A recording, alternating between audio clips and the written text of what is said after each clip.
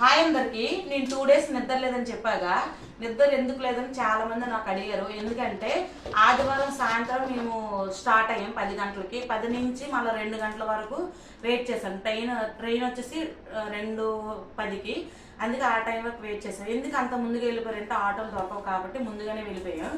మేము వెళ్ళిన తర్వాత మేము ఎందుకంటే ఒకరు వెళ్తామో వెళ్ళమో తెలియదు కాబట్టి ఎవరమో రిజర్వేషన్ చేసుకోలేదు. అనుకోకుండా స్టార్ట్ అయ్యాం. మేము వెళ్ళేసరికి ఇప్పుడు ఆదివారం నైట్ 2 గంటలకి ఎక్కాం కదా. 2 నుంచి మళ్ళా సోమవారం 9:30కి దిగాం. 9:30 నుంచి మేము ఇంటికి వెళ్ళేసరికి 10:30 అయ్యింది. మళ్ళీ మేము ఫ్రెష్ అయ్యేసరికి 12 అయిపోయింది.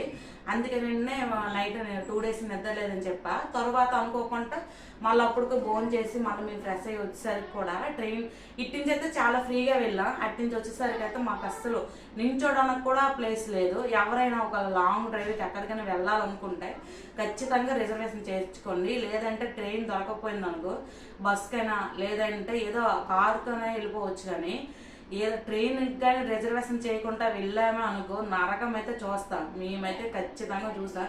మార్నింగ్ 5 గంటలకు వచ్చేవాళ్ళమే. నేనైతే మళ్ళా 4:30కి లేసా. ఓకేనా, continue next video. Thank you, bye.